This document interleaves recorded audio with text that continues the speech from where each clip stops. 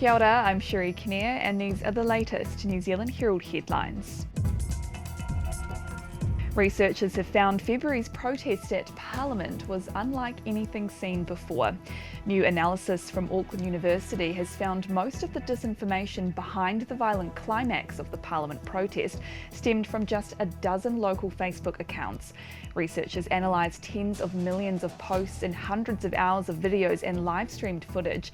Director of the Disinformation Project, Kate Hanna, says social media enables people to make them feel like they're part of something big. It is easier to become entrenched in a worldview that is quite different from others' worldviews if you are just taking all your information from a single information source. New Zealand is edging towards a grim milestone of 1,000 COVID deaths.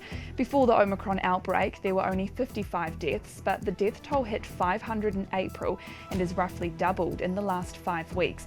Today, it stands at 986. However, according to one measure, New Zealand still has the world's lowest excess mortality rate. That's the number of deaths above and beyond what was expected before COVID. Meanwhile, scientists will soon gather and discuss how to care for people with long COVID. It's believed about 1 in 5 COVID cases still have symptoms 3 months after they catch the virus. The most prevalent of these is cognitive fogginess and fatigue. And the flu has arrived, but its vaccine rollout is struggling to gather pace.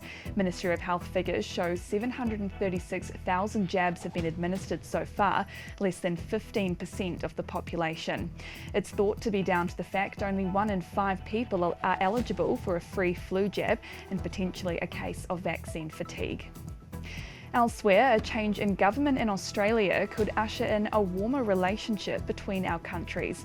A political scientist says while Prime Ministers Jacinda Ardern and Scott Morrison respect one another, there's no closeness. Argy-bargy over Australia's legislation to deport New Zealanders for minor convictions is cited as a particular sore point. Dominic O'Sullivan says it's unlikely the policy would change drastically under a Labour government led by Anthony Albanese, but the Auckland University professor says there will be fewer philosophical differences. New Zealand ministers and the people who would be ministers in an Albanese government know one another, often know one another quite well. That makes a difference. And there's been another surprise public appearance by the Queen, this time at Paddington Station. She's attended the opening of the Elizabeth Line, a new train line on the London Underground that opens to the public next week.